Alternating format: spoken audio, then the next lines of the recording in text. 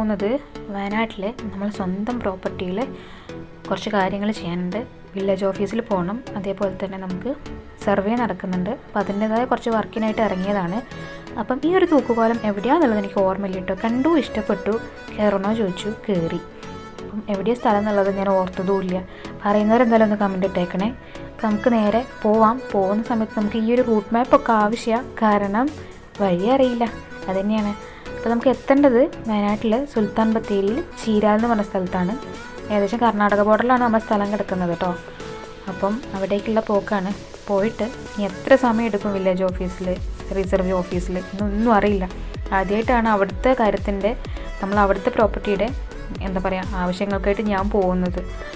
അപ്പം സ്ഥലത്തെത്തി, പരിപാടികളൊക്കെ കഴിഞ്ഞു. ഇതാണ് നമ്മൾ സ്ഥലം വരുന്നത് കേട്ടോ. മുമ്പ് ഈ ഒരു സ്ഥലത്ത് നല്ലൊരു വീടുണ്ടായിരുന്നു. അതേപോലെ ഫുള്ള് കൃഷിയായിരുന്നു, അതായത് കുരുമുളകും കാപ്പിക്കുരും ഒക്കെ ആയിട്ട്. ഇപ്പം നമ്മളിത് ലീസിന് കൊടുത്തതാണ്. ഇപ്പോൾ കവുങ്ങ്, വാഴ അങ്ങനെയുള്ള സംഭവങ്ങളൊക്കെ ഉള്ളൂ. അച്ഛൻ ഒരുപാട് ആഗ്രഹിച്ച് വാങ്ങിയിട്ടുള്ളൊരു മണ്ണാണത്. ഇത് നമ്മുടെ വീട്ടിൽ നിന്ന് മാറി കുറച്ച് അപ്പുറത്തേക്കായിട്ട് നമ്മൾ പോകുന്ന വഴിക്കുള്ള ഒരു പാടമാണ് കേട്ടോ.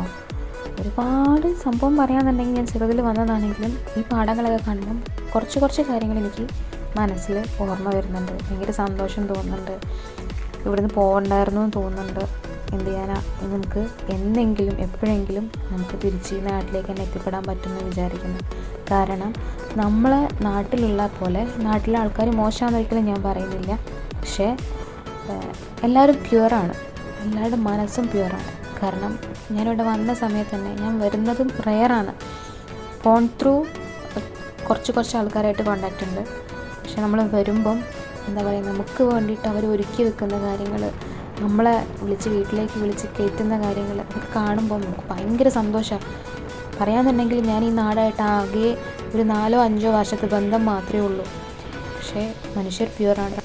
വയനാട്ടിലിപ്പോൾ പോകുകയെന്നുണ്ടെങ്കിൽ അത്യാവശ്യം നല്ല തണുപ്പുണ്ട് കേട്ടോ. തണുപ്പിൻ്റെ കാര്യം ഇപ്പം ആരോടും പറഞ്ഞു തരേണ്ട ആവശ്യമൊന്നുമില്ലല്ലോ അല്ലേ. നമ്മൾ കോഴിക്കോടാണെങ്കിലും തണുപ്പുണ്ട്, വയനാട്ടിൽ പിന്നെ പറയേണ്ട ആവശ്യമില്ല. അപ്പം ഈ ഒരു കുഞ്ഞു വീഡിയോ ഞാനിവിടെ വെച്ച് നിർത്താണ്.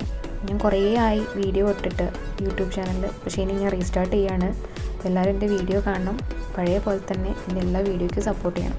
അപ്പം ഞാൻ ഇതേപോലെ കുറച്ച് നല്ല വീഡിയോസൊക്കെ ആയിട്ട് ഇനിയും വരും. അപ്പോൾ അതുവരെ ബൈ.